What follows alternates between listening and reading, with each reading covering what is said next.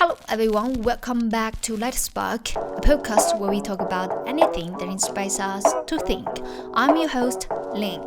Okay, well, this episode is a special edition of Seeking Your Passion series featuring with OUTEAST podcast, which is hosted by Tao, who's a commercial and documentary filmmaker based in Nanchang, China, and he's a doctorate researcher at Jiangxi University of Finance and Economics in the field of sustainable development and trade.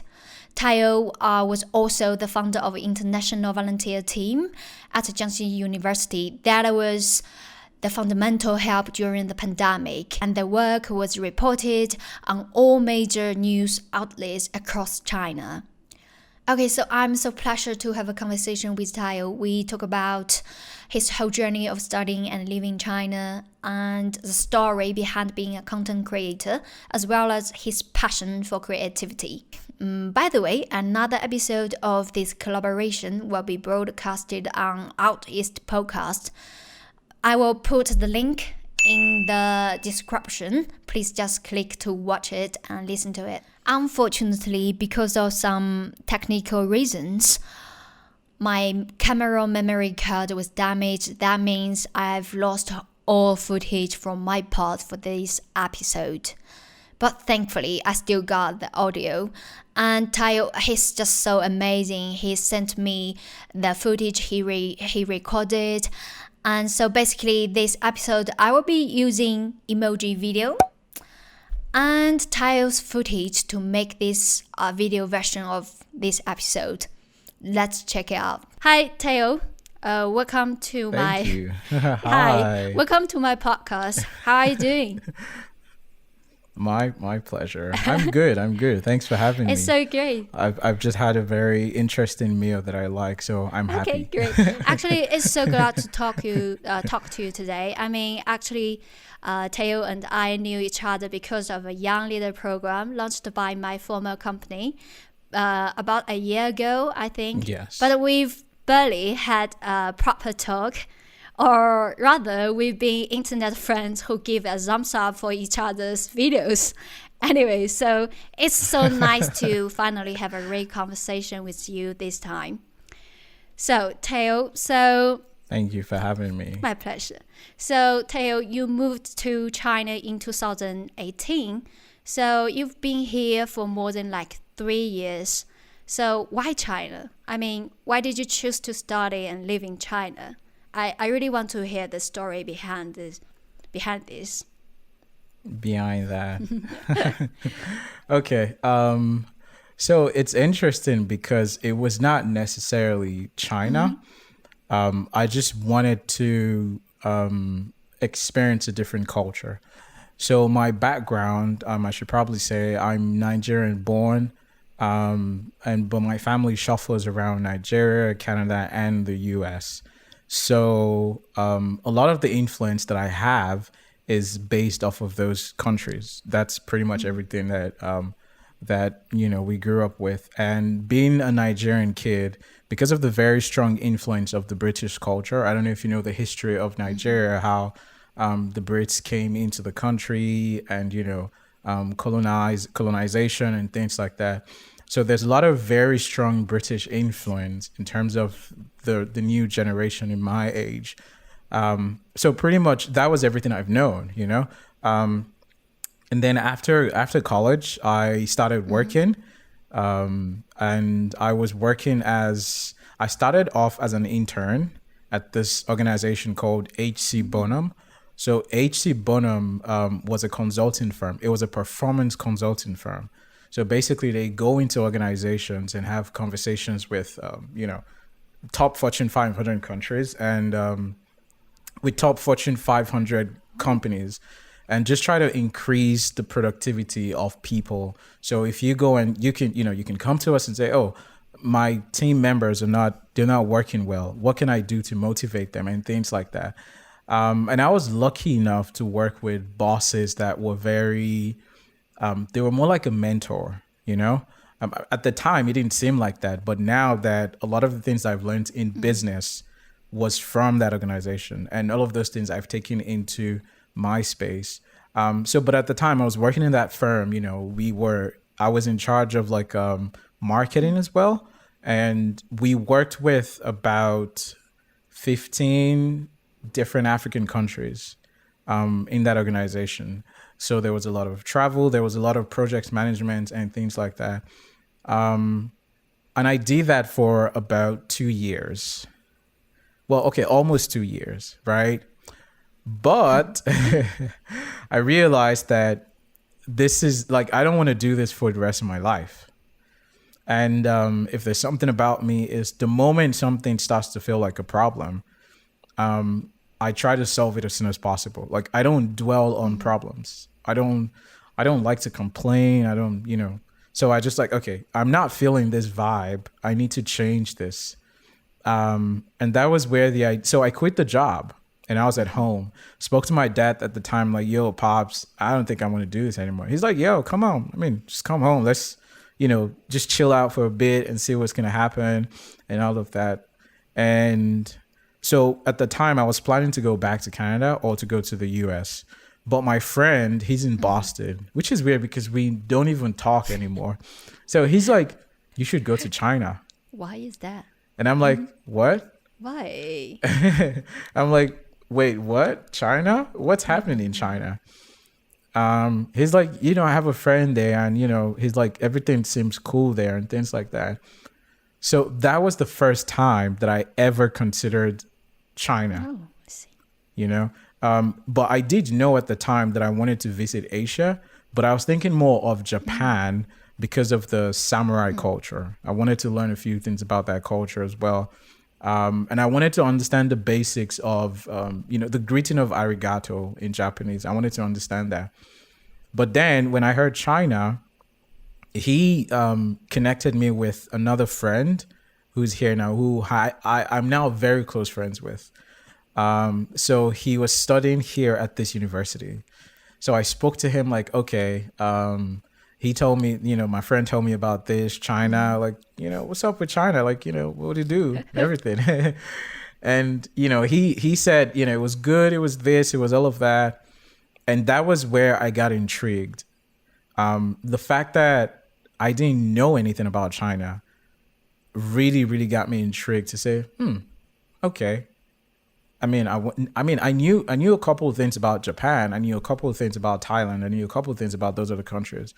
But it didn't occur to me until that time that, oh my God, absolutely nothing about China, right? And that was crucial because, like I told you before, growing up, we watched a lot of Kung Fu movies.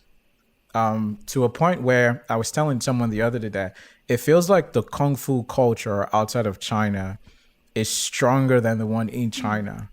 Like, you literally have kids, adults, like we have Kung Fu stores. I've never seen a Kung Fu store in China. We have a Kung Fu stores where everything that's sold in that store is related to Kung Fu. So, it got me interested, like, okay, maybe I'll finally get to learn Kung Fu. Sorry. And yeah, that was how I decided to come to China. It was not believable when I first wanted to move. My dad was like, are you sure? I'm like, yeah. Then my dad's like, okay. My mom, on the other hand, she didn't believe that I was she thought I was joking, right?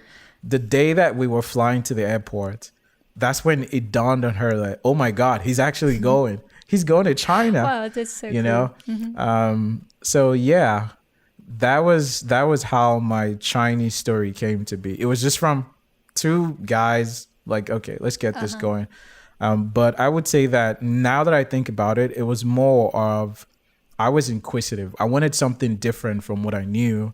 And I wanted the fact that there's not a lot of information at the time then about China just sort of made me more curious as to learn about this country and the culture. Okay, great. Very, very inspiring story, I think. Very interesting. But actually, you have said in your podcast, choosing to be China might be probably one of the best decision of your life. Why would you say that? So before I came to China, I would say that like this is very I would say it's specific to me. It's my situation, and that's why I see it that way. So there are two concepts that I've always lived by in terms of work and professionalism is to work smart.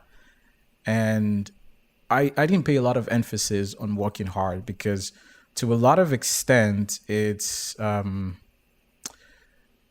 feels like you can do it's not very efficient.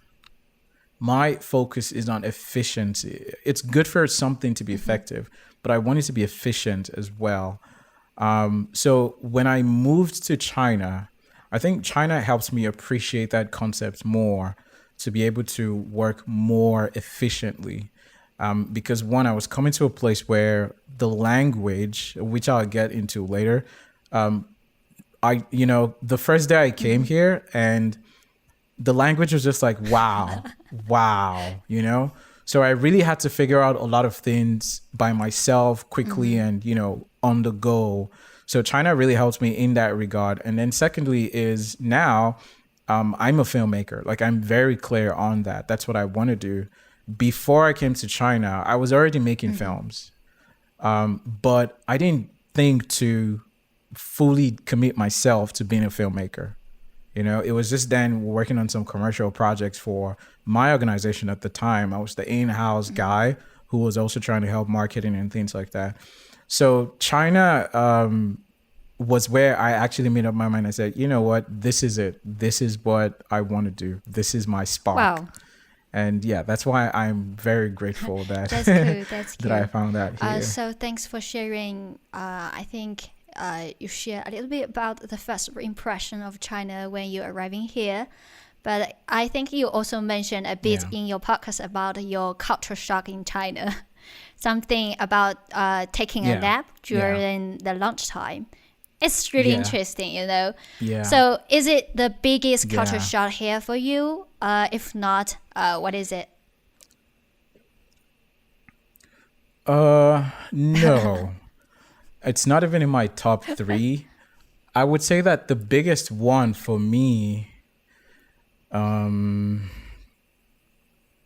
interesting. I would say the biggest one for me is the language, right? I think that when I first came here, it was just like, it was so difficult to understand that English was very insignificant. Like for the first time, English was so useless. And I'm like, wow, like I never thought that, but that's one of the things. And that's why I appreciate coming here.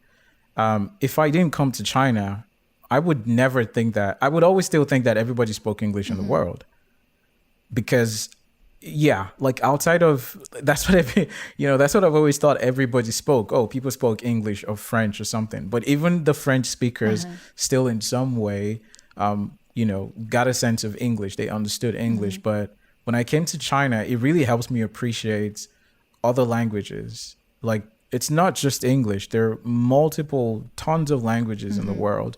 And I would say that was it. Because I remember the first day I came and I arrived, it was raining. I was in my suit and everything. And I'm like, hi, I'm trying to get a taxi. And then they were like, 什么?听不懂. Oh, like, you did it really well. 听不懂. Like, great. So it was a real shocker for me then. It was a real shocker. Even the signs. Now it's better because a lot of the signs are in English now. But I think when I first came, there weren't a lot of signs in English. So, I had to really try to get up on my feet as fast. The sign of English? You mean the body language?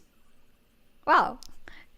No, I mean like actual signs, like street signs. So if you're going to like a restaurant, and I'm trying to figure out, okay, what kind of restaurant is this? There's nothing in English. It's all in Chinese. Which makes sense. It makes sense. So it sort of helps me adjust and try to understand a lot of things more. But that would probably be the biggest cultural shock. So great. So when you went shopping, so you speak English or like Mandarin to the staff? maybe just. I mean, now I speak some Mandarin, but then I don't think I went shopping.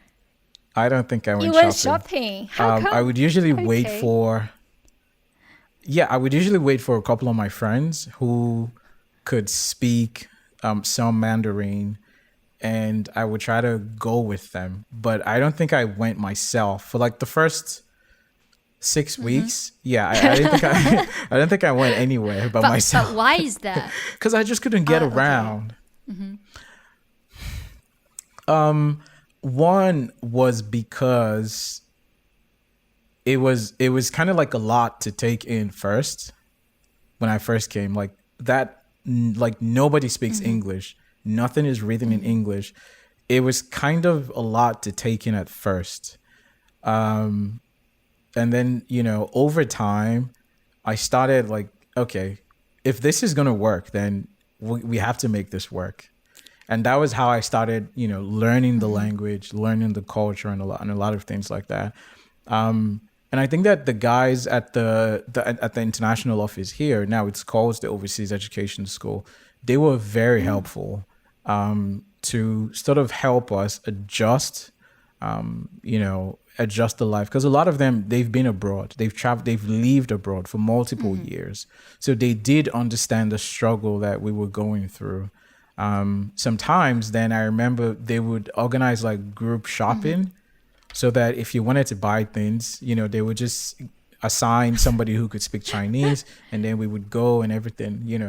So that was how I started delving into the culture and trying to understand better how to get around and everything. Okay, Yeah. so actually, I think it is totally understandable because the language in China is very complex. I mean, if you're living a specific, Oof, if it you're is. living a specific area, actually they have their own language. I mean, the local dialect. Yes. So it's will make you Yes. more confusing. So I totally understandable. But I think Exactly. Lenny, when you Exactly. when you live in a country, like specific a city in a country, I think you'd better to learn some language so you can better communicate with the local people. It's a good thing, and I glad to hear that Absolutely. you are doing it right now. What are you doing right now? All right. So speaking of your podcast, I remember you mentioning in one of the episodes that you think there is a very important social value in China, namely modest. So why did you say that? And Yeah. after so many years of studying and living in China, do you think you have a better understanding of Chinese culture now? Yeah, I'm still actually getting a better understanding of Chinese culture because once again, this is 4,000 years of culture that we're talking about. So I don't think 3 years is enough for me to understand everything.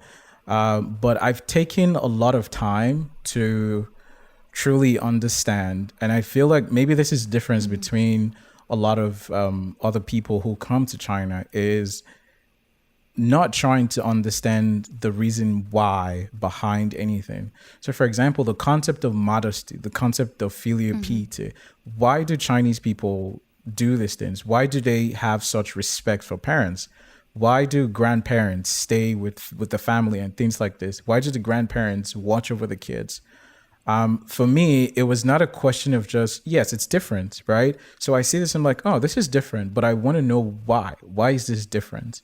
Because if I know why, then I'm able to understand the core idea behind that thing.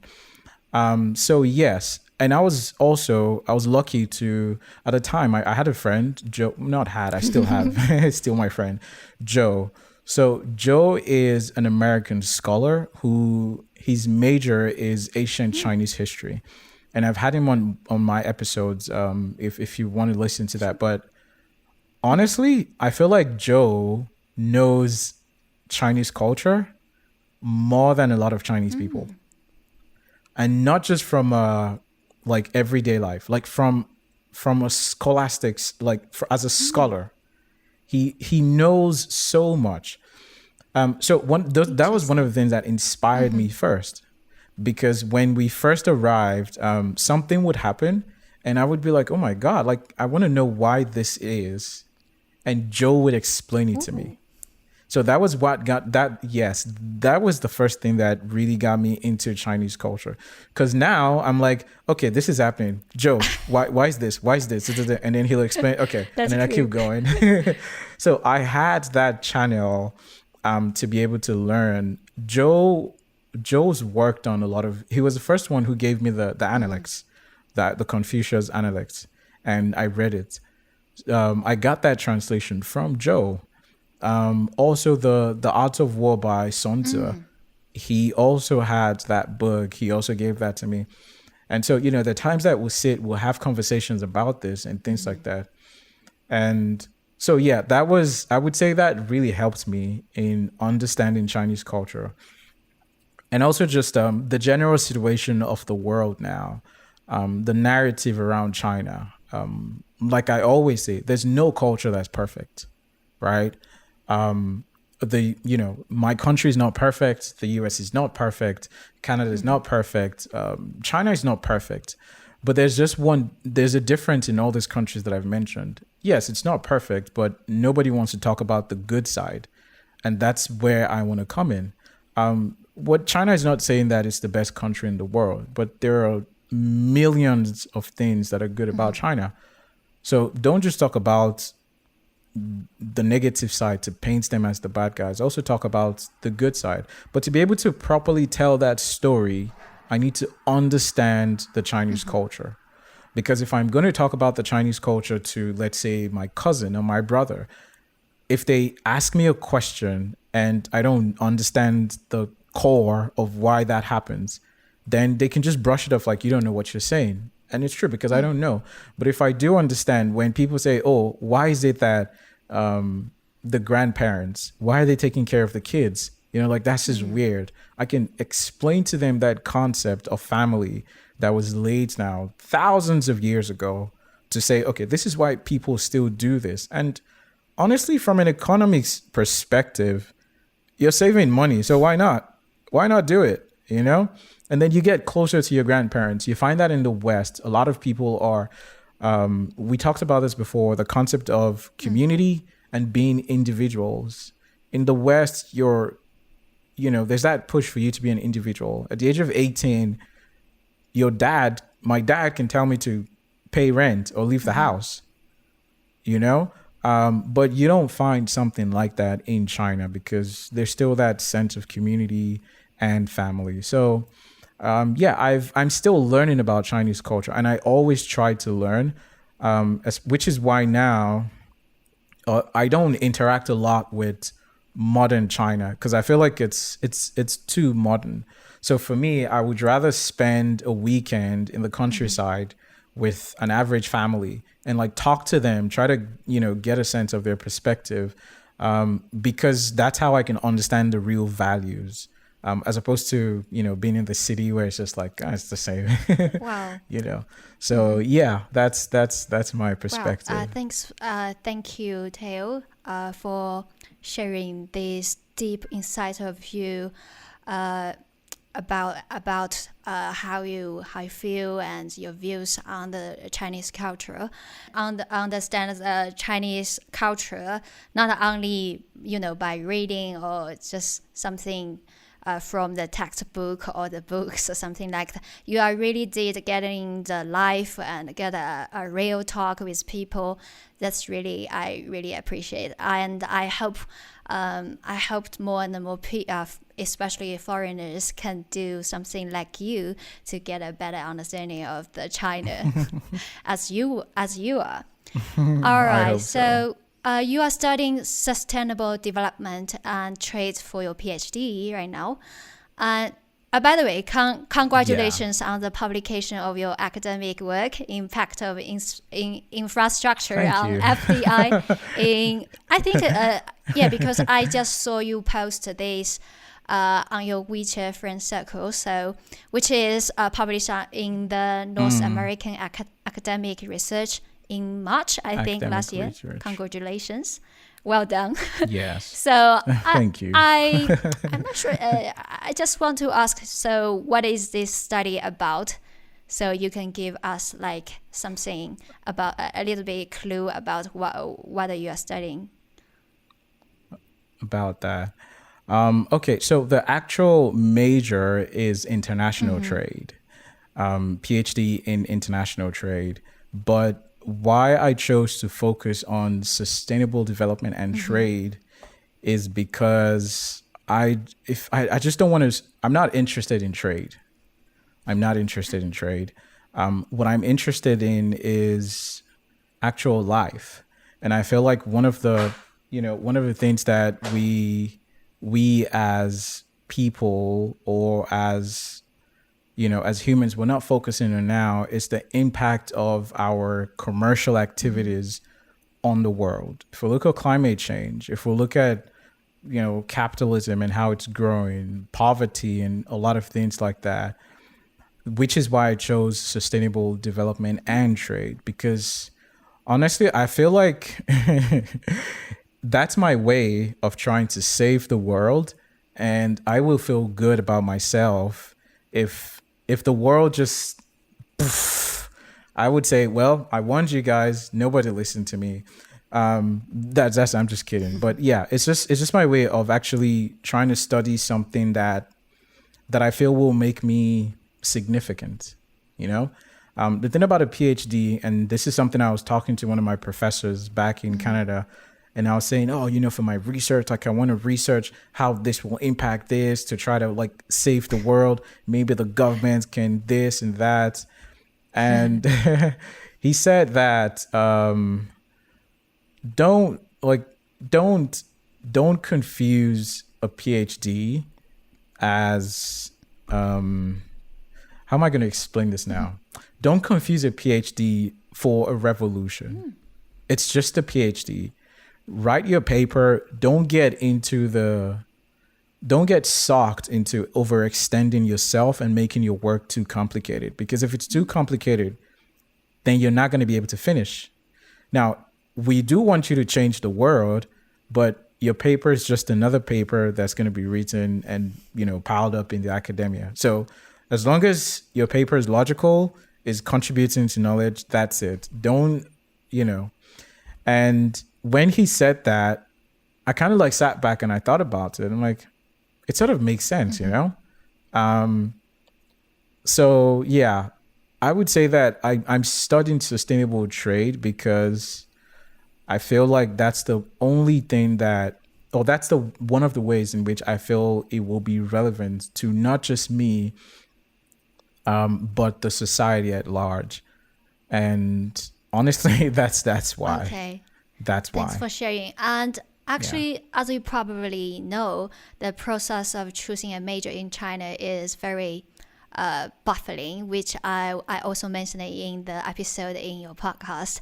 So with people always choosing blindly without knowing what the major is, or simply choosing a major to study based on the ranking of the school and the major it as well.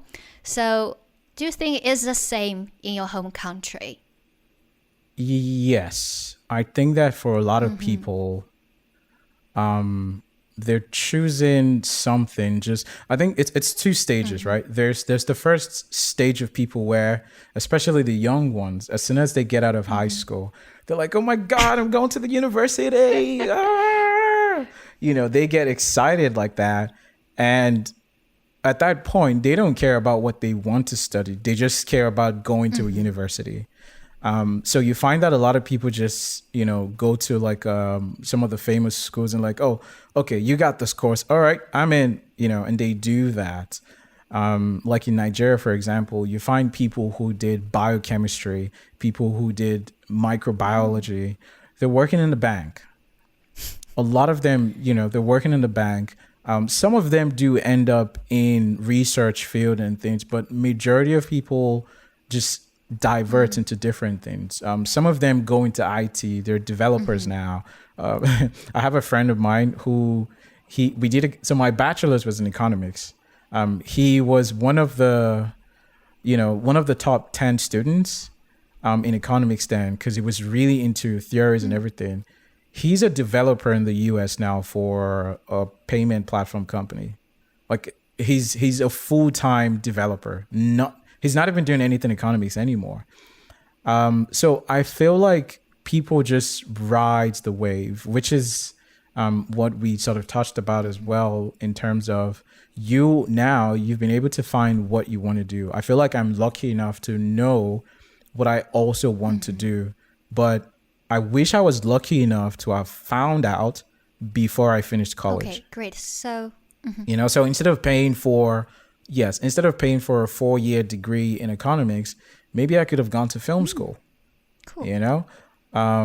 But yeah, I feel like it's the same. I feel like it's All the right, same. so In a way. all right. So does it mean maybe you want to be working in a profession related to your field, whether you are learning right now in the future? I think that if I had the opportunity to work in anything that was related to, for example, the UN development goals, the UNDPs, I would love to be in that, because once again, it would make me feel like I'm doing something to save the world.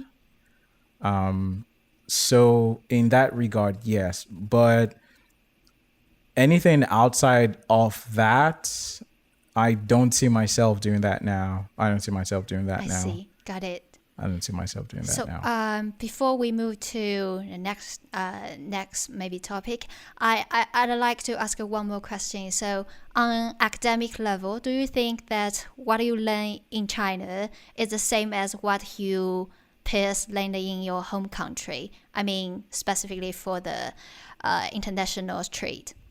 Okay. I would say the curriculum is pretty much the same. Because one, the curriculum we have here at this university, it's an English curriculum. All the teachers speak English. We get lecturers and professors sometimes from the UK as well, as professors in one of the semesters and things like that. So I would say it's pretty much the same, but there's a different twist in terms of, should I say, teacher-student relationship? So here it's more individual. Like, you get to do a lot of things yourself, and getting feedback is not very proactive. So if I'm working on something right now, if I was back home, I could just text my professor, I'm coming over to your house. I need to have coffee I need to talk to you about this. And that will happen. But in China, there's that, social hierarchy, there's a social hierarchy, and you have to respect that. So I cannot do the same thing and just, try to connect with my professor that way. It has to be formal and, scheduled and this and that. So I would say maybe those are the, minor differences that change. But in terms of the bone and the meat of the curriculum, yeah, it's pretty much the same thing. All right. So, Tails, thanks for sharing your study and living in China. So you are also a commercial and documentary filmmaker.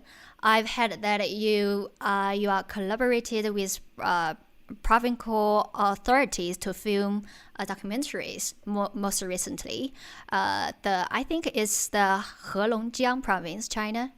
It's about a Russia film. Heilongjiang. Oh, that's fantastic. So what is it Yes. about? Can you tell us more specifically? Oh, okay. So this was I think it was a collaborative effort between Jiangxi province and Heilongjiang province. So I think Heilongjiang at the time, they were calling for short films from different provinces in China about Russians living in China. And they wanted to do that to sort of show the bilateral relationship and how Russians, were lived and everything in China. So I think the OES here, the overseas office here, they got wind of that and spoke to me about the film and asked if I wanted to make that film. And I'm like, yeah, sure, absolutely, let's do it. So we got some of the Russian students here, and we filmed that series. So it was basically just about their life, during COVID, how everything went, some of the activities that they do here, their daily life, and things like that. So that was the documentary. And I believe that after we filmed that film, I think it was chosen as the best one because they were ranking the videos, and it was that's the first video you see once you go to the page, the website of that program. That's the first video you see.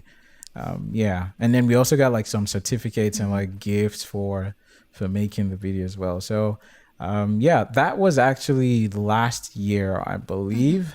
That was last year. I recently filmed another one for Tawanga.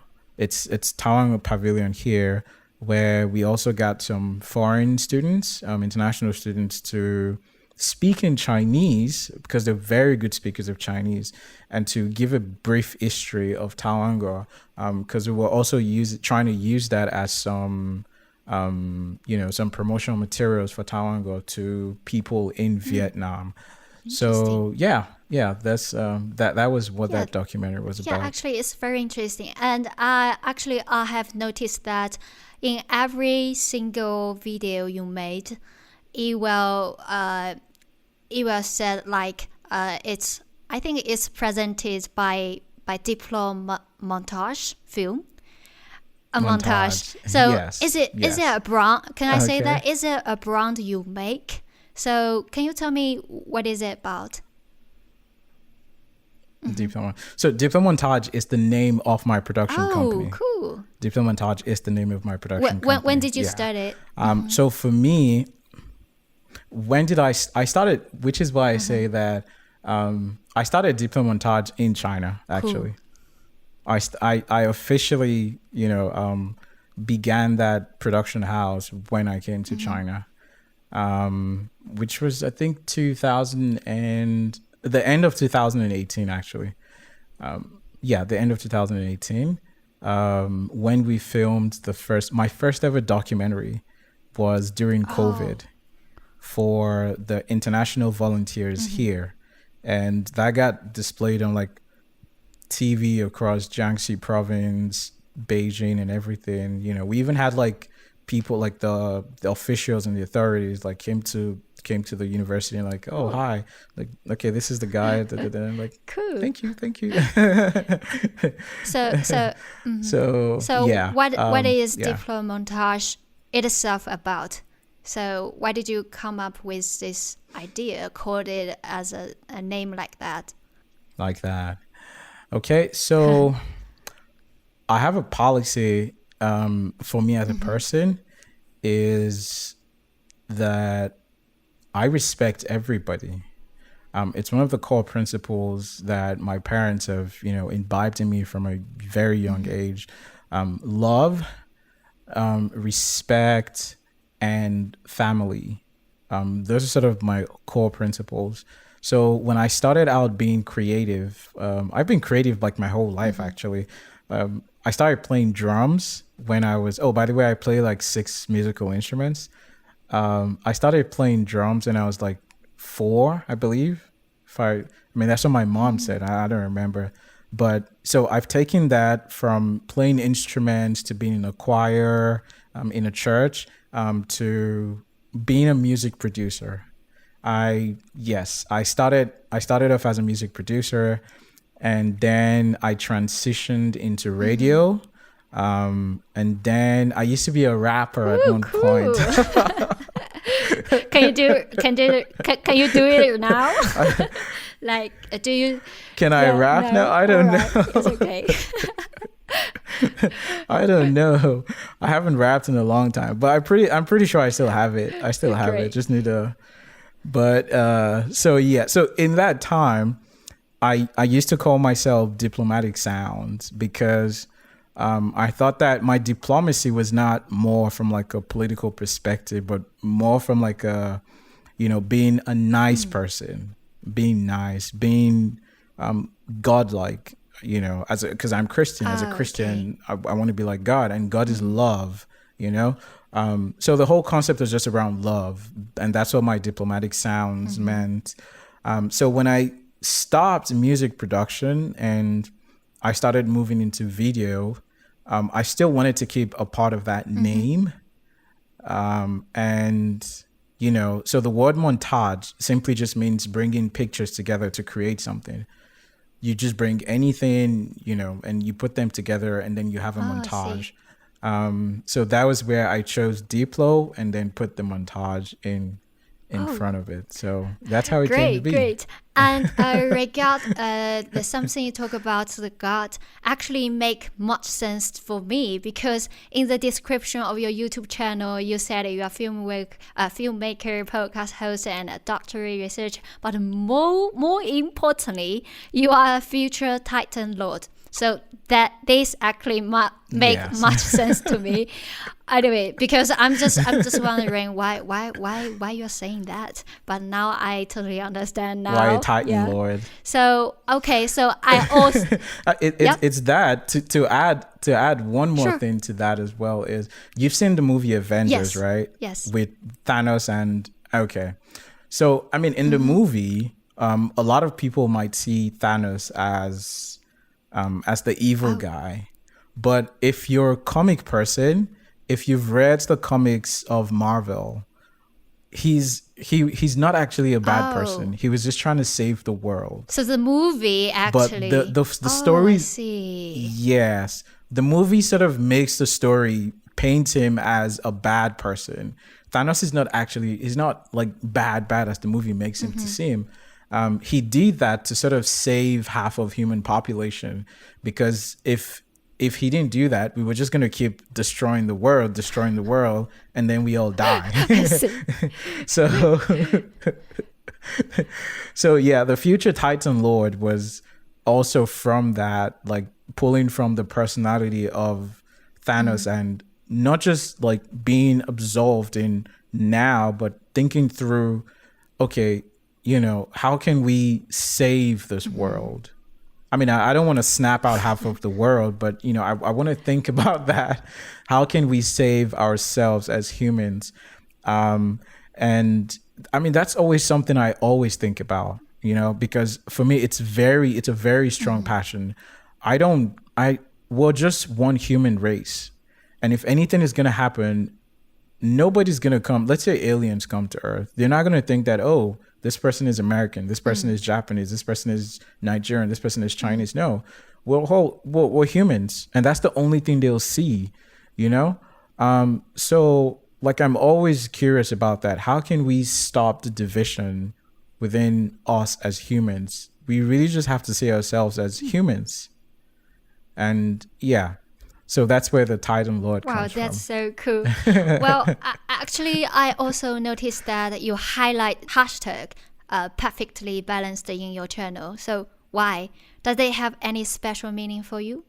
Yes, it has every meaning for me. As a human being, I can only function when everything is perfectly balanced. And what I mean by that is perfectly balanced within myself. So there might be chaos going on outside, but as long as I'm perfectly balanced in me, everything should be fine. So what it really means is that know yourself. Know yourself. If you know yourself, then you will be able to figure out how to make things work. If you don't know something, try to learn about it. If you have too much of something, try to reduce it. If there's too much, you know, if there's too much hate in a place, try to bring in some love, you know? So I just think that everything will be perfectly balanced if you're grounded within yourself, if you know yourself. And I would say that that's one of the things that has helped me in China well, because coming to China, one of the, you know, social disparities as well is that a lot of people are not used to people with brown skin or melanated skin. And then they stare at you, they look at you, they take photos of you and things like that. But initially when I first came, because I'd never been in a place where people did that to me before. So it was sad in the early days, but then I realized, look, this is a problem and I need to deal with this. There are two ways to deal with this. One, I figure this out, or two, I leave China. But if I leave, then I haven't achieved my goal of enlightenment, of knowing this thing better. So I realized if I'm grounded in myself, so I don't give this person the power to control my emotions. So whatever you do, it doesn't matter what you do. Like, I have control over how I feel. So you can do whatever you want to do. You can say whatever you want to say. But if I don't give you the reaction that you're looking for, I win.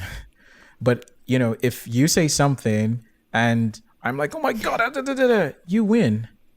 So you can't do it that way. And also because, exactly, the moment I go off and I haven't given that person a moment to reflect and learn anything. If I don't give that person the power to control how I feel, everything else will be balanced. And I also feel like, so if I react in a cool, calm way in myself, I'm giving him a chance to learn that what you're doing is not necessarily okay. But, I hope that you're able to reflect. There's just that flicker of chance to be able to do that. So it helps me in my time here to adjust. And I feel like I've been able to overcome and change a lot of things just by being grounded in myself and knowing that, like, it works. So I know that it works. You don't have to go off on someone to oh, why did you say that? No, there are better ways. There are more emotional ways that you can connect to this person to change their perception of something, which is interesting. This is a very funny story, but Go ahead. I always like to say it because I feel like it's shown the journey of how young people in China, they've changed in the space of 2 to 3 years. The first time that I came to, I think it was it was during the first 4 or 5 months. I was with another friend of mine, Hope. Shout out to Hope. He's British. And we were in the cafeteria having lunch, I believe. But because we're both melanated, right? So this Chinese student walks up to us. And I mean, first of all, like, I appreciate that he even came, because a lot of people will not come. They'll just hold that prejudice to themselves and keep saying it. So he walked up to us like, hey, man, hi, what's up? We're like, yeah, good, man, join us. He's like, yeah, cool. And then we sat down. And he's like, oh, like, so, how did you come to China? Like, I was like, what do you mean, how did we come to China? He's like, oh, did you ride like a horse or something? Do you have a lion in your house? And we're like, wait, what? Horrible. I mean, now I laugh about it, but at that point, you can imagine how it felt. And also from the perspective of the fact that this Hope he's not African, right? He's British, but the fact that he looks a certain way, there's a certain stereotype that's been made about him. So he was like, what? So we're just like, why do you think that we would ride a horse? Why do you think that there are no cars where we come from or things like that? It's like, oh, but you have a lot of animals and things like that. But, I mean, it's not a sad story, right? But what it shows is that there's that. But if you're not grounded in yourself, like, I know people who have come to China, they've experienced some sort of discrimination or bigotry, and they left within the space of 2-3 weeks, So I think being grounded, and this can apply anywhere in the world, just not China, anywhere else in the world. If you are grounded in yourself, if you're perfectly balanced, it will cut across everything in life, which is why if someone asks me as a filmmaker, oh, can you make this film? Yes, I can make it. I make very good films because I know that I'm very confident in what I do. I'm grounded in myself to know that I value my work as a filmmaker in a certain way. And there's nothing anybody can tell me, even if Roger Deakins is like one of the biggest DPs and cinematographers of this modern day time. Even if he comes and says, oh, your work is trash, I know my work is not trash. You're trash. Nice point. So perfectly balanced is being grounded in yourself, being aware of who you are, as being self-aware, being emotionally intelligent, and knowing how to balance a lot of things. It also cuts across into my work life, time management. And I know it's one of the questions you want to ask me, and I'll probably get to that as well, but that's perfectly balanced, cuts across all of those things. And I also do coaching calls for some new people who are just coming into professional work or business or being a creative. And, it's there's strategies that I try to share with them that, I tell them, look, this thing works. Like, it's worked for me. If it can work for me here in China, it definitely can work for you anywhere else in the world or into your professional life. So yeah, that is the concept of being perfectly balanced. It's very similar to yin yang, it's very similar. Wow. Very similar. So Tails, thanks for you sharing all of what you're saying about how you balance perfectly inside of you.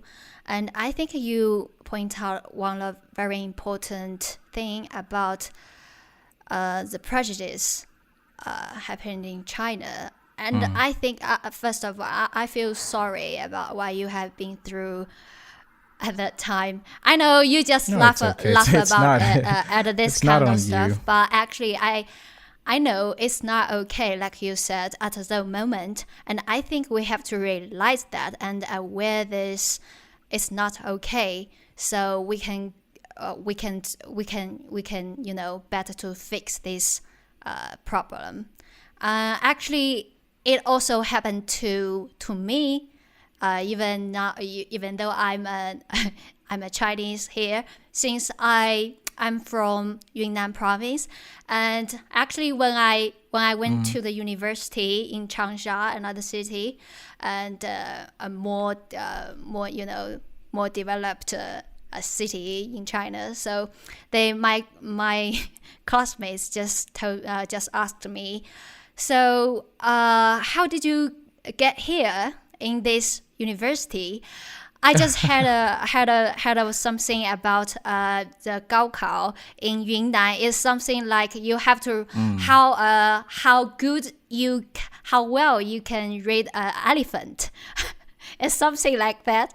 I just told like you. I just laugh about this kind of stuff and tell them, yes, actually, I did it very well on riding an elephant. So that's the reason why I got here. But actually, yes, it's really funny. But oh my God. Yeah, exactly. So it happened really in I think in the whole of all of the city in China. But sometimes people just don't realize it. But I don't think it's okay. So let's face it and fix it. We deserve a better society we live in. All right, so back to the filmmaking. So, Teo, so when did you discover that you want to be a filmmaker, or saying that to be a content creator? So the first time. Yeah, that was so I came to China March 2018, and I think it was in the space of 3 months, maybe August to September of that year. That was when I started. And what's interesting is I started with mobile filmmaking. I didn't want to get a camera at the time. Most likely because I just couldn't get money from back home to, I couldn't get a transfer through to China because I was still new in China. So I hadn't set up a bank account and things like that. It was still difficult to transfer money. So I just started using my phone. And the documentary that I said went on the TV, the first one, that's probably still my most famous documentary, was shot on a phone. It was shot on the phone. So yeah. And after that, I got invited by one of the filmmakers from BBC. It was during COVID.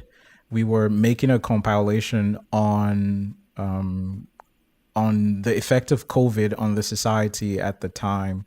So there were filmmakers from the US, Australia, the UK, Italy, and I was the only one from China. So we made those films. The title of the film is The World Falls Silent. Can we watch it online so, now? I will send the website That would be to you. great. Yes, That would be great. absolutely. Okay. Absolutely. Absolutely. So after I made that film and people were like, oh my God, like, what? How did you make this film? Like, how much is the equipment? How much is da da da? And I'm like, what? I use my phone. They're like, no way. You know? So that was where I realized that, okay, maybe there's something here. And then down the line as well, when my friend, this is something new that I actually just figured out to make me know more that, yes, this is what I want to do. During the last lockdown, my friend wanted to get married. Well, they're both my friends, actually. They're a biracial couple, and they were going to get married here in Nanchang. It was a house wedding. So they didn't have, there wasn't a lot of people to come through and things like that. And they didn't have plans to film that event. And, it was so funny because I'm like, wait, this is going to be one of the most important times in your life. Like you should always have a moment to be able to take that back. So that was the first time that I filmed a wedding, right? And I remember playing that. So the first day I finished that film, because I had to clear the music and everything, and it was a hustle to get licensing, but I did everything. And I remember playing, she was pregnant at the time as well. She was expecting a baby. And I remember playing it for them. And I was watching, they were crying. Tears of joy, And I was like, wait, what? My film did that? Now, I know people watch my films, but I've never seen anyone watching my film in person, So I was just there like, wait, I did that. Like, I'm making them cry just because of, a couple of images that you put together, moving music and everything. So the wife, she cried. She was so happy. Then the husband as well. He's kind of like a very macho guy, so he's not someone you would expect to cry. But then he cried and he's like, nobody or nothing has ever made me cry until I watched this. And it was at that point, I'm like, it just came to me like, wow. So I literally can freeze time for people. I can freeze that memory and help them go back to that memory anytime they want to. So for me, the concept of film now is holding time, like a specific point in time. I can always take you back there every single time. Every single time you watch it, like you feel that thing over and over again. So that's why film for me is it's powerful. It's a story. It's story driven. It's so powerful. So I think it was at that moment after I watched them cry, that was when I realized, okay, that's it. I'm not doing anything anymore. That's so cool. Actually, I'm not surprising they would cry when they watch the videos you made, because I really love the vibe in your video. You did a really great work. Thank you. I really mean it. I really love the vibe in the video, including the music, the light settings, and how you tell a story. And I remember in your first YouTube, Thank you. my pleasure. I really do.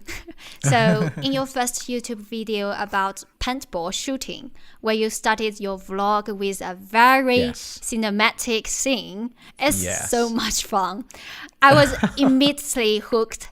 I also like the episode about why you adopted a plant. Very creative. So you've uploaded a lot of videos in different like formats, such as vlogs, I just mentioned, as well as camera comprehensions or computer reviews, this kind of stuff. I think, and of course also the documentaries. But you seems to a little bit struggling during 2021 about your approach to making videos. And you said you would change your YouTube to be more, a little bit more vibey, conservational based, right? Yeah. I remember. So do you still think so now, about a year later?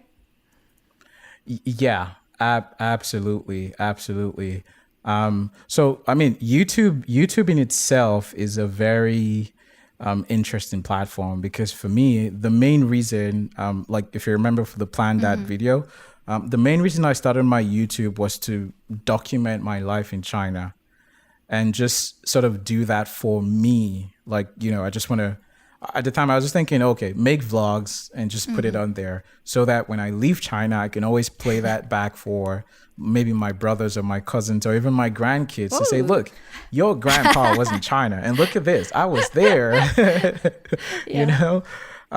So that was what it started as. But just like everything else, the platform of YouTube it can be anything you want it to be. So, a couple of people started watching my videos and then it became a community, especially from like my Twitter. I shared a couple of videos on my Twitter and things like that.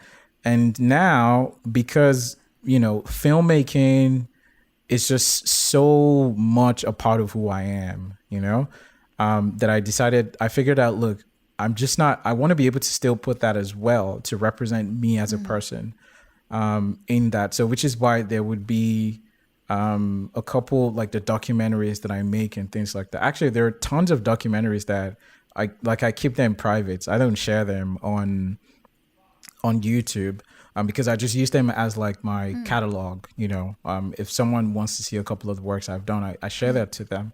I have a couple ones that I made for the 100th year anniversary, the centenary anniversary in China, and some other ones like that. But then YouTube became, also because there's a part of marketing to YouTube. It's just not about posting videos. If you want people to watch your content, there's a strategy to YouTube. And I feel like now I've gotten a good sense of that, and that comes from all the experiments that I've done, which is why if you look at my channel, you see that the ones that people watch the most are gears. For whatever reason, people just like me talking about gears.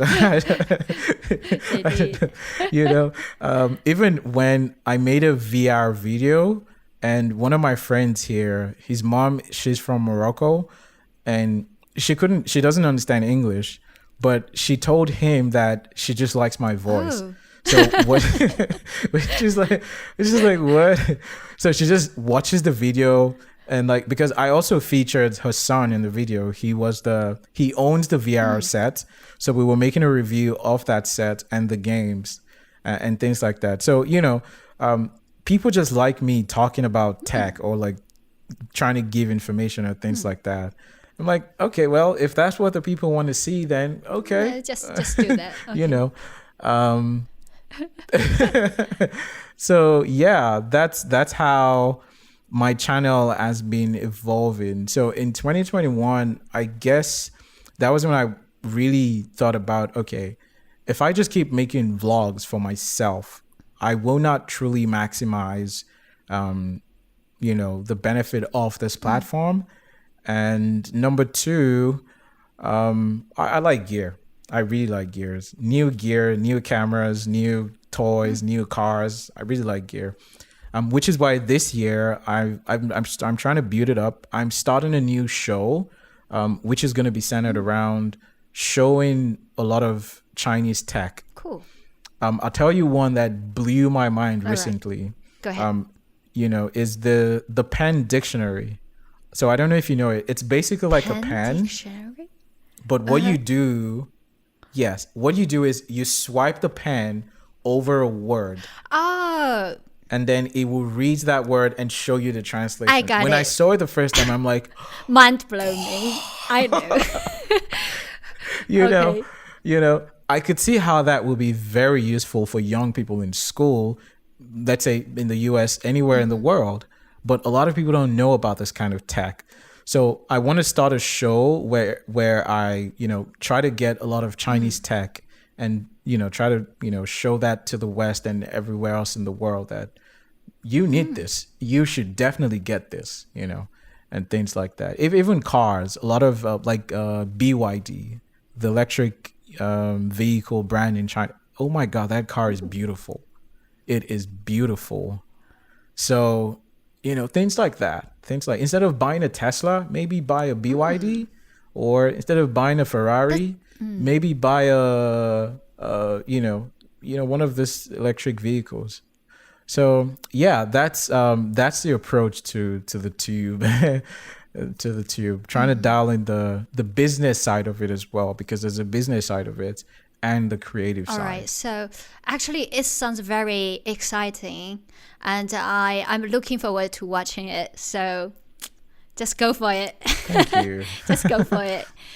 Anyway, so we're talking about something like you balance the between the creating content that maybe you like versus what the algorithm likes. The algorithm likes. Like you said in a video, I think you posted in 2021. So I think you did it quite well right now. So, all right. So, but except for that, how do you balance like the quality and the quantity as well? Because I found a challenge I'm facing now as a content creator is I'm so struggling with if I have to preserve to make sure the high quality of my content, or I have to make sure I give a lot of uploads on the YouTube so I can keep my followers. So what do you think about it? First of all, YouTube is about quantity. So, and the reason I say that is because the way the algorithm works is I feel like it's very different from the likes of Douyin or Weibo or Youku and things like that. The YouTube algorithm needs a lot of information to be able to push your channel to other people. The algorithm needs a lot of information, and it can only get that by going through your channel and taking numbers from all the videos that you've made. So the more videos you've made, the better, metrics, the better information the algorithm has. However, to sustain a channel, to brand your channel, to sort of give it an identity, that's where the quality comes in. There are channels now that usually only focus on quality, and maybe they post a video once a month or things like that. But that channel or those type of channels, they're in the very, maybe 1 or 2% of the whole population on YouTube. There are people who just like upload one video and then they go viral. That happens to like maybe 0.01% of the population on YouTube. Everyone hopes that they post a video and then boom, they go up, but it's safer to work with quantity, and then you can scale that as you grow to become quality. And there's something my friend always says. He's probably one of the top 20% YouTubers in the US, Cody Warner. He's an advocate of daily vlogs. So he'll tell you to make your first 100 videos. Daily vlogs? I can't imagine that. Yeah. Yeah, I know, right? So guess what? He did daily vlogs for a whole year. Wow. You should try to watch him, Cody Okay. Warner. He's done All daily right. vlogs for a whole year. So that's 365 Wow. videos. Imagine the Yeah. right. And the trick is, it doesn't have to be high production quality. It's just make something and put it out there. And the idea behind that is, it's just like everything else in life. The more you do something, the better you will be. A lot of people don't start YouTube. In one of my coaching calls, I usually say that the last one I did was for a fitness creator. She makes fitness videos. And she was like, oh, I want my video to look this way. I want it to look this way. And we had several calls.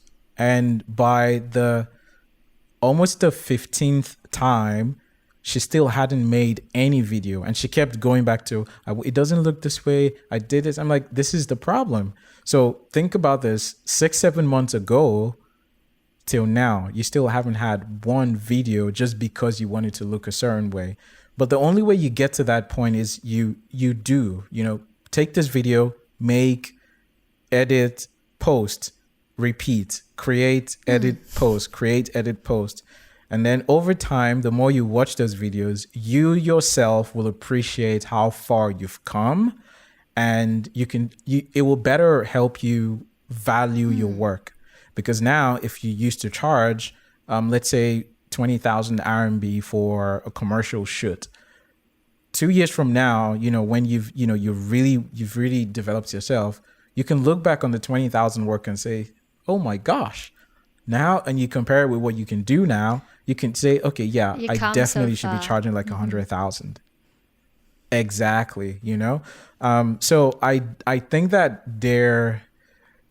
there's no right and wrong way, but there's an effective and efficient way, because it gives you more. If you spend a lot of time just trying to get quality, yes, it would be good, but how do you know it's quality? There's nothing giving you a feedback. The point of a feedback is, you post this video, maybe you get some comments, maybe you don't. You look at the numbers, you look at the analytics. Did people watch this? You look at the thumbnail, you look at your title.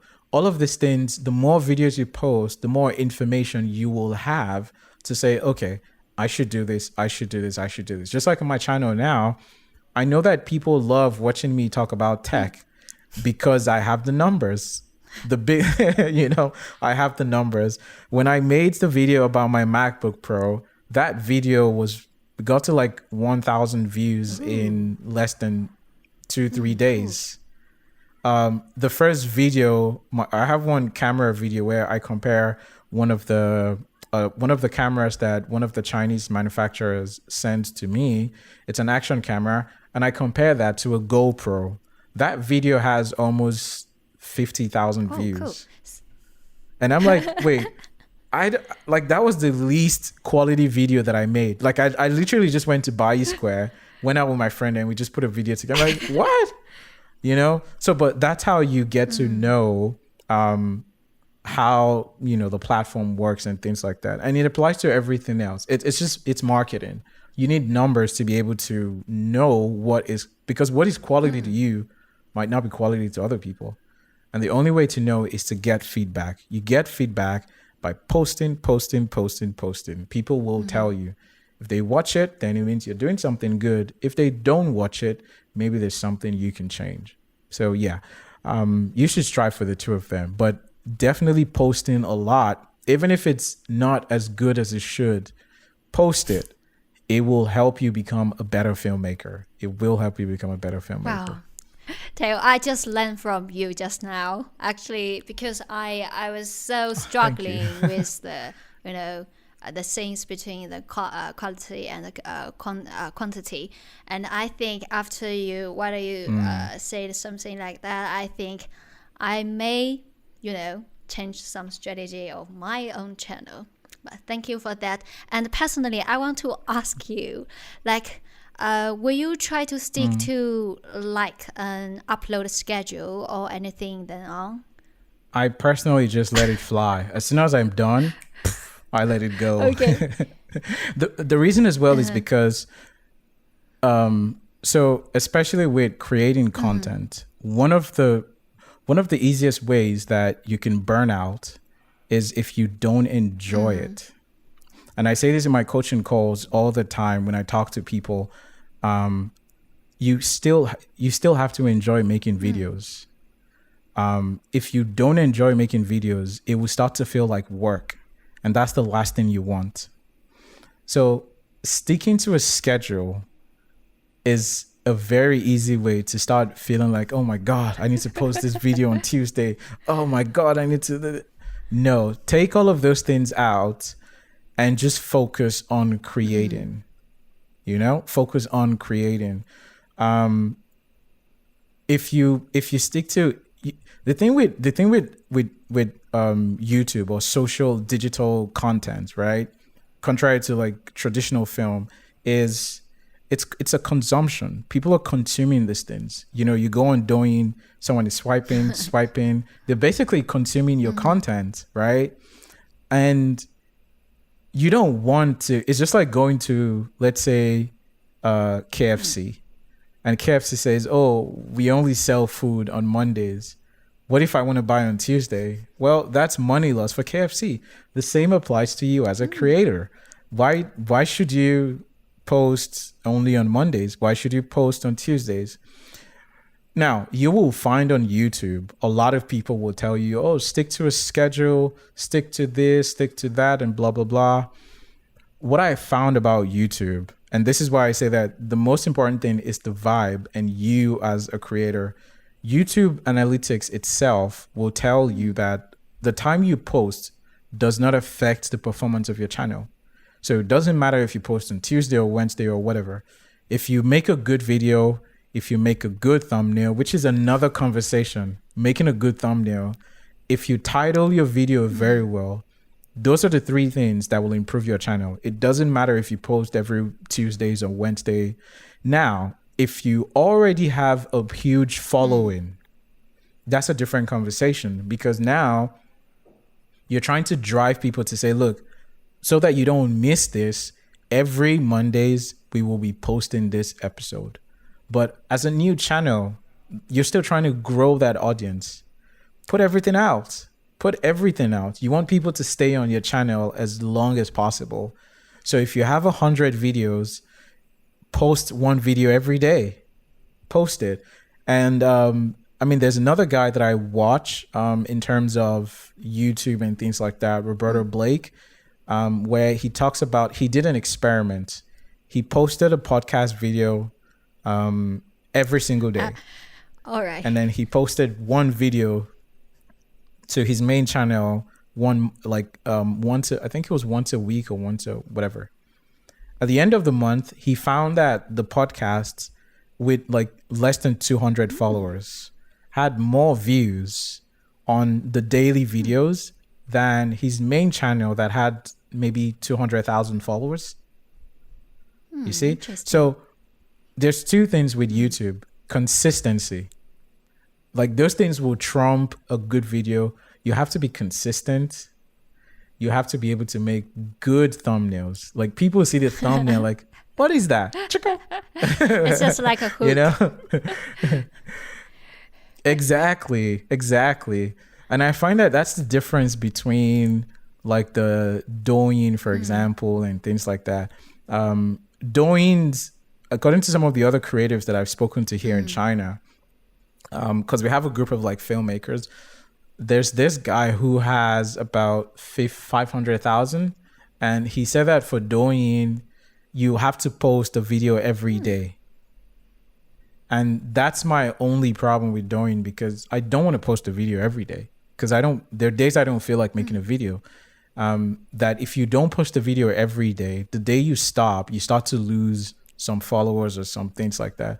So I'm like, okay, I don't want that. I mean, there should be, so Douyin is very, very demanding, and which is why I don't really post a lot of videos on Douyin, as opposed to YouTube, that is a much more large number-based platform that you can read the numbers and make a decision on that. The one I want to try now is Bilibili, but I hear that you have to write an exam to get on that platform. All right. So what's your plan? For Bilibili? For Bilibili. I just need to get on the Okay. platform. Because I spoke to one of my friends, and he said that he doesn't think it's a very difficult exam, but the exam is in Chinese. So if I write it, I'm definitely going to fail. So yeah, I'm still trying to figure out how I can, learn about that, how it works and everything. So once I do, then yeah. But I know that Bilibili is also an algorithm number-based platform. So a lot of the strategies on YouTube applies to Bilibili, which is why it sort of works. And I've tried Yoku, but Yoku's algorithm is not as extensive. It's not as extensive. But I want to try Bilibili as well. Because I'm asking that because actually Bilibili is a very special platform for me. I think it has some very special vibe on that platform. It started with like a very specific group of young people gathering there, but then it expanding. But so I think you could try it, and I think some people I know on the Bilibili they are foreigners, and they own channels, and they posted some contents like just share their view about the cultural differences or something like that. It's really in a funny way, so which gains a huge of audiences. So I think this is something you can try maybe. All right. So I will. Okay, so I will. Teo, so you have to do a lot of film works, and you own a podcast. Like you said, actually you have got a lot of collaborative projects you have to deal with. So how to manage your time, like to deal with all of the stuff? This is interesting as well, because the same way you asked me was the same way I was asked when I was delivering a lecture here for some of the master students. I was delivering a lecture on time management. And this was exactly the same question they asked. How do you manage your time with all of these things you do? My answer to that is the calendar. My calendar is everything. Everything is on my calendar. And I'll go back to while I was working as an associate in HC Bonham before I came to China. Like I told you, I was lucky to work in that firm because a lot of the business acumen and strategies for life in general as a professional came from that place. So if I show you my calendar now, I can tell you what I was doing last year, January something at this so time. I can tell you exactly what I've been using my calendar diligently for about 3.5 years now in China. So any day, any time in the past 3.5 years, if you ask me, what were you doing at this so time? I don't even have to think about it. I just pull up my calendar and it's there. That's one less thing I have to worry about. So I do a lot of calendaring. I use my calendar. That's the only way that has helped me. And also scheduling. So what I do is I have a thing called a week in view. So at the beginning of the week, I think of all the critical things that I want to do, everything I want to achieve. And I've sort of broken that down into some layers. I mean, I have my personal, which is for myself. I do yoga. I go to the gym. I play football. I play badminton. Wow. And my family, I call my family and my girlfriend. So those are things that fit into my personal. Those are my goals. So I take all of those things and I schedule them. So for example, I call my dad every Wednesday, for example. That goes on my calendar. So I repeat that every week. So that slot, nothing changes it unless it's very, very important. I do yoga in the mornings. just before breakfast. That goes on my calendar. So I basically just put all of those things there. Now, once I've taken the things that I know that these are the most important things, then I start to block my time for everything else. So for example, if I want to film a video, I can block another time and see, okay, what's here, what's here, what's here. Doing that just sort of helps me, I can see my whole week. I can see my whole month actually, just by looking at the calendar. I can see everything and be like, okay, now, do I feel like this is a good use of my time? If yes, then great. If no, then I start to go in and tweak one or two things. Why is this here? Is this, I have a metric. I have important, necessary, and urgent. Is this necessary? Is it urgent? Urgent is I need to do this now, right? Is it necessary? Necessary is, okay, you have to do it. It will be good for you to do it. Important is you can do it, but maybe not now, maybe not now. So I go in and I sort of tweak them that way. And I feel like over the times, people now, they've come to know me to a point where if they want me to do something, the first thing they say is, okay, can you check your calendar? Because they know. So I don't let people control my time. I don't let people control my time. That's one of the things how, people lose a lot of time just by someone walks in. Oh, can we go and do this? And you're like, oh yeah, sure. And then you go, well, you've just lost quite an ample number of time just doing that. So if someone comes, the first thing I do is I check my calendar. Okay, do I have time? This thing that you want to do, is it necessary? Is it important, or is it urgent? Can we schedule this for another day? Because perfectly balanced. Keep everything flowing as it should be, and you'll be fine. You won't be stressed.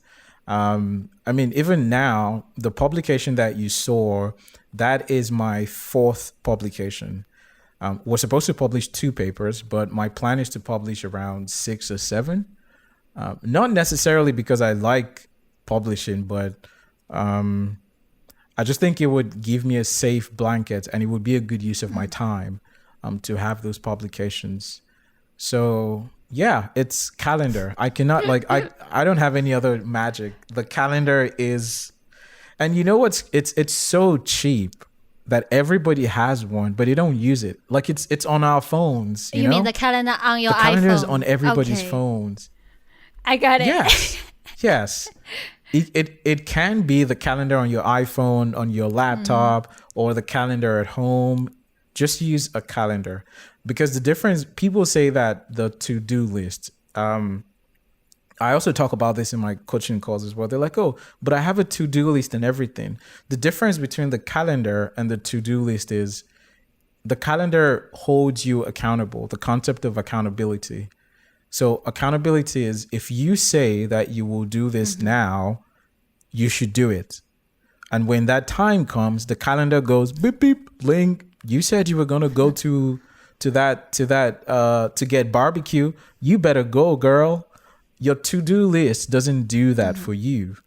So you find that over time, you get frustrated with your to-do list, because it's just like, it's a list of things that you're like, I have to do this. Oh my God. But your calendar, you actually see the block of time. Like, okay, I'm just going to spend 30 minutes on this. I'll spend 5 minutes on this. I'll spend 20 minutes on this. And then, it's always good for me as well, because I don't sleep a lot. I don't get a lot of sleep because of my body clock. My body automatically wakes up at 5:30 or 6 every day. Even if I sleep at 3 a.m. in the morning, by 6, my body wakes up. No. So sleep is also very crucial for me, which is why I don't go to night parties and things like that. I'm a very high functioning person. So if I go to a party and I get back by 4 or 5, I know that I'm not going to sleep for the next 24 hours. Wow. Which is why one of the reasons napping in the afternoon was like really, really big for me when I came to China, is because I don't know how to sleep in the afternoon. I don't know how to take naps. I don't know how to. My body just doesn't do it. So are you getting used to it now? So my calendar. Nap? No? No. No? No. No. Oh. No. I still don't know how to nap. I tried. I forced myself, but no, it just wouldn't happen. My body's like, get up, boy. No. Fair enough. So yeah, my calendar is how I save and plan and manage my time. The calendar. What a productive life you live in. So I highly recommend I try. this Tails strategy to someone, they may have a problem with the time management. So just try it out. All right. So Tail, so you are also the founder of the international volunteer team at your university that was instrumental help during the pandemic, as I introduced before. So your guys' work just reported on all major news outlets across China. So can you share the story behind this? So I'm just wondering what exactly inspired you to do such a volunteer work. Do that. Okay. I'm not even sure if founder is the word, because I don't know if I would usually describe myself in that way. But so what happened was when the epidemic started and, everywhere was in lockdown and things like that, a couple of the staff members were still here. They were coming to work. They had to leave their families at home just to come here and, make sure that in a way things were not going to crazy here. And for me, it was just like, in a way, it felt like this is unfair. Like they should be with their families, because also remember that this time, nobody really knew anything. Like everybody was scared shitless. We were like, that was the first time, it was new. So I felt that, they shouldn't be the only one that had to make that sacrifice. If I could do something to help as well, then I probably should. And that was at a time as when a lot of the students were very, very scared. A lot of people were confused. In some ways, you can say that they're, the typical management style of international students, there's still a communication gap that exists. And I would say this is still very widespread, even from the top universities down. But what I like about JUFE, Jiangxi's OES, is that communication is very high on their priority. It's very, very high. And it's just not about talking to students. Like they try to understand what the situation is. So, then I spoke to the dean of the school and everything. I'm like, okay, I think a lot of people do appreciate how this, how people are working hard, trying to, it was at a point where even I'm not going to lie, but at that point, like I was scared to even go outside, because we didn't know, right? Everybody was so scared of COVID. It was very new. So like, we didn't know what COVID was. And I'm like, but like, God, look at this, the security guard, they're outside. Who's like, they should be, they should be taken care of. They should be, why do they get to stay outside and I get to stay inside and secure myself? Like that's, so that was what drove me. And I'm like, okay, look, can we come up with a volunteer team? And maybe the least we can do at least is to, one, try to make sure that people do not panic. And then if there's an information from the authorities or from the school, we can pass that message across, because this is a very sensitive time. The cultural differences was very exaggerated at that point. So if you tell someone go could mean a ton of things to them at that point, because the emotions are high. People are scared. People are paranoid. So we have that cultural knowledge to be able to express that information in a way that people don't freak out, you know? So I think that was how it started. And then eventually, to my surprise, more people joined that group, and to a point where people were even willing to go outside and start buying groceries for students. And I mean, I'm still very proud of the overseas education school up till today for that, because they bought groceries for everybody. Now, at the time, now it feels like everybody's doing that now, but I feel like we started it, like the OES started it, because there was no other university in China that did that at that time. We were the first. So and that's where I say that the management style of the overseas education school here is I'm really impressed. I've spoken to guys from Xinhua, I've spoken to guys from Peking, and I clearly see the difference, and it's just because of that. They understand the communication gap. They try to close it as much as possible. So yeah, that was how it started, and people would go out, get groceries for people. And eventually people started getting confident in the volunteers. The fear was reducing. People were more comfortable. People were laughing again. The mood was changing. And then we made the documentary. So at that point, because they were asking people to okay, just share, there was a lot of news all around the world about, oh, this is da da da da da. We're like, oh my God, this is so not true. I remember talking to my family then. And I'm like, whatever you see on the news, if it's not coming from me, it's bullshit. So yeah, so that was why I felt compelled to make that documentary as well, to say, look, this is not true. Yes, there is a pandemic, but no, it's not. We're fine. We're okay. So all the volunteers agreed to be a part of the video as well, and then we made that, and then Xinhua News took up the video.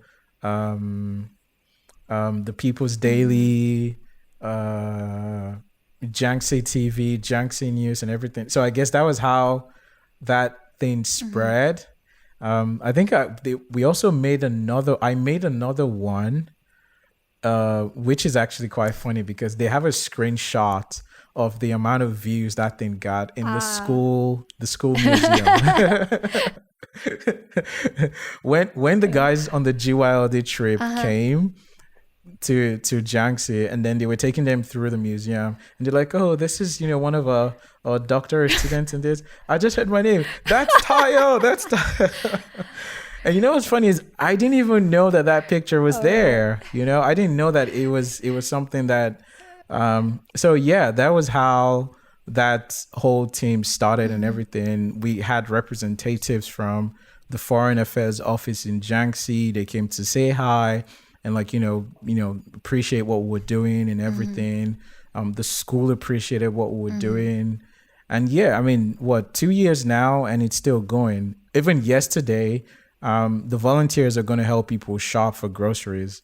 But, I'm already out of that. I didn't even know about it because now it's now a normal thing. People are more integrated with the office. So they're like, once there's a problem, people stand up and like, oh, okay, we can do this, we can do this, we can do that, which is not always there before, we started making that push. So yeah, that's the story of how the volunteer team, now it's grown. We have 2 volunteer teams now. There's another one, Lei Feng, which is also directed by one of the other PhD students, Seydul from Bangladesh. So yeah, that's one of the interesting stories of the international. It's a fantastic story. I really appreciate what you did and your team did, and actually this reminds of what you said in your podcast, that a random act of kindness do something for someone today, and if we all just come together and just in our own way just keep doing this tiny bits, Yes. outward will be the best version of Yes. what it can be, the best version of what it can be. You know what? I totally Absolutely. agree with that. So, I really hope that what you have said today can inspire a group of young people here in China to do small things to make the world a better place. Then that's really what we would like to see. Okay, thank you, Tayo. Let's move on to the last section for quick questions. So basically, I will ask you some questions. So you, if it's possible, please answer them as soon as quick yeah, answer. exactly. Okay, so first, Okay. what advice would you give to your younger self? I'll give two advice to myself. One is, you were right. The world is what you make of it.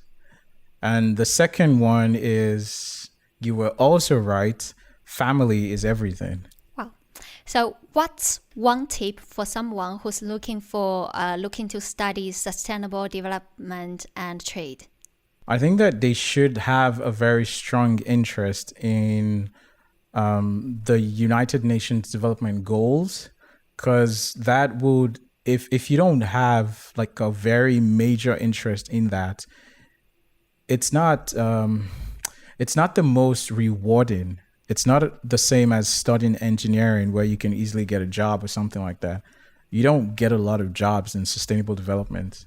So it's something that you have to be really passionate about, or that will make you feel better as a person. Great. So who would you say had the biggest influence on your career, probably? Ooh, this one's very simple. Number one, my dad. Number two, my uncle. And number three, my boss, the one I worked with at HC Bonham. I'll say my dad and my uncle from a personal perspective, and like, those are the two wisest people that I know. They're just too wise. I don't know how they did it, but yeah. And then my boss from a professional perspective, I think that maybe 80% of everything I know professionally today, be it in business, marketing, strategy, or whatever, I learned it unconsciously from him. I didn't even know at the time that I was learning, but I did learn from him. Okay.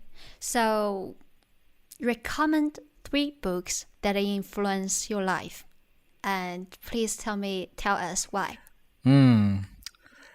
I don't, first of all, I'm not a very good reader. I don't read a lot, and which is weird because I'm doing a PhD. So that should show you that I read because I have to, not because I want to. But I would say 2 books. I didn't read a lot of books growing up because I'm more of a visual person, and I was a creative child. So I spent time being more creative than reading. But I would say one is the Bible, one because I'm a Christian, and that has formed the foundation of a lot of my core values, especially love and compassion and empathy and things like that. So that's why that book has been instrumental for me. The second book that I would say has had an impact is a book by Sidney Sheldon. He's dead. He's a very interesting writer. So the title of the book is If Tomorrow Comes, Sands of Time. And the reason that book is instrumental is because I think that was the first book that I read, and it got me thinking creatively. Like I read that book and I was having pictures in my head of the scenes and everything. And that's what sort of led now into filmmaking, because, I hear a story and I'm able to think of, okay, this is how we should film this. This is da. But I think it started with that book, Sidney Sheldon, If Tomorrow Comes, Sands of Time. I think that book was written in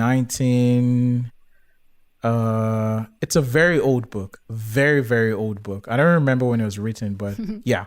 Those would be the 2 books that I would say have had an influence in my life.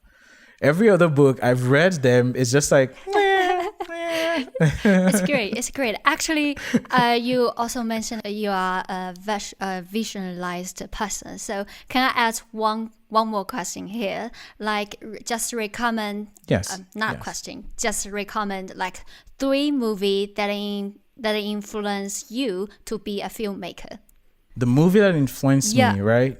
Would you believe if I told you that I don't have one? Really? So how come? Like you don't have Yes. like inspiration of being like a filmmaker. Well, I watch people that in certain people, like the way they tell a story. I like it, and I sort of like, I appreciate them. One is Werner Herzog, who is he's a documentary filmmaker. He's German. He's known to be one of the most controversial documentary filmmakers in the world because he's very, very, he has emphasis on story. But that's the thing about Werner. Werner doesn't care about lights or camera lenses and things like that as much as he cares about the story. Now, for lights, there's another cinematographer who is Roger Deakins, who he came up with a way to light a scene called a cove method. So it's basically just taking the light and trying to form like an umbrella around the subject. Cool. So when you watch videos and it looks like the light is just so soft, it's Deakins, and that's the cove method, right? So you find that different filmmakers bring something new to the table, which is why I wouldn't say that like I have one influence that is like, oh, this is it.